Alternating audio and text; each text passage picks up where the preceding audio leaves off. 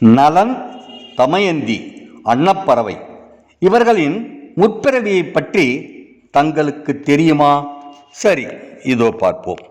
அடர்ந்த காட்டில் ஆகுகன் ஆகுகி என்ற வேடுவ தம்பதிகள் ஓர் குகையில் வாழ்ந்து வந்தார்கள். ஆகுகன் மக்களை துன்புறுத்தும் கொடிய விலங்குகளை மட்டுமே வேட்டையாடுவான். சிறு குட்டிகளையோ அல்லது வயதான விலங்குகளையோ அவன் கொல்ல மாட்டான். கருணையுள்ளம் கொண்ட வேடனாக திகழ்ந்தான். ஒரு நாள் வழி தவறி அவ்வழியே வந்த துறவி ஒருவரை தினைமாவு போன்ற உணவுகளை தந்து உபசரித்தனர் வேடுவ தம்பதிகள். இரவாகிவிட்டதால் அந்த காட்டை விட்டு வெளியே செல்ல முடியாது.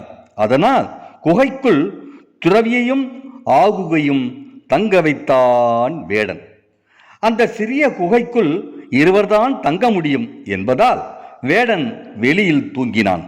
தன் மனைவி ஒரு அந்நிய ஆணுடன் தங்கி இருக்கிறாள் என்ற எண்ணம் ஆகுகனுக்கு துளியளவும் இல்லை.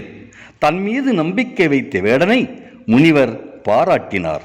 அன்றிரவு அயர்ந்து உறங்கிக் கொண்டிருந்த வேடனை ஒரு மிருகம் கொன்றுவிட்டது. விஷயம் அறிந்த ஆகுகியும் அதே சமயத்தில் உயிர் துறந்தாள். சுயநலம் இல்லாது இத்தம்பதியினர்கள்தான் மறுபிறவியில் நல தமயந்தியாக பிறந்தனர். அந்த துறவி மறுபிறவியில் அன்னப்பறவையாக பிறந்தார்.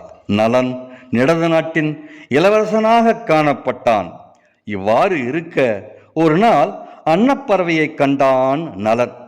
நலனின் அழகை கண்ட அன்னப்பறவை, உனது அழகு கேட்டவள் விதர்ப்ப நாட்டு மன்னன் வீமனின் மகள் தமயந்தி தான்.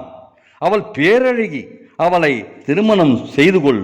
உனக்காக நான் தமயந்தியிடம் தூது சென்று வருகிறேன் என கூறி அன்னம் சென்றது. அன்னத்தின் பேச்சை கேட்ட தமயந்தியும் நலன் மீது காதல் கொண்டாள். அவளின் சுயம்வரத்திற்கு அனைவருக்கும் அழைப்பு விடப்பட்டது. இதனிடையே சனீஸ்வரன் உள்ளிட்ட தேவர்களும் தமயந்தியை விரும்பினர். அவளின் சுயம்வரத்தில் அனைவரும் பங்கேற்றனர். தமயந்தி நலனை விரும்புகிறாள் என்பதை அறிந்த இவர்கள் அனைவரும் நலனைப் போலவே உருமாறி வந்திருந்தனர். நிஜ நலனும் அந்த சுயம்வரத்தில் பங்கேற்றான்.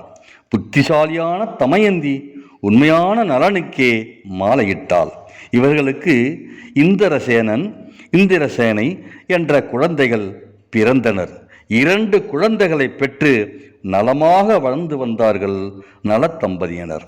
சுயநலம் கருதாது துறவியை காப்பாற்றி தன் உயிரை நீத்த வேடுவ தம்பதிகள் மறுபிறவியில் ராஜவம்சத்தில் பிறக்கிறார்கள். தனக்காக உயிரிழந்த வேடுவ தம்பதிகளை மறுபிறவியில் அன்னப்பறவையாக பிறந்து வந்து ஒன்று சேர்த்து வைக்கிறார் துறவி. இதிலிருந்து நாம் தெரிந்து கொள்ளும் பாடம் என்னவென்றால், தன்னலம் கருதாது மற்றவருக்கு நாம் செய்யும் உபகாரம் மறுபிறவியில் பன்மடங்கு பெருகி நம்மையே வந்து சேரும் என்பது நிச்சயம்.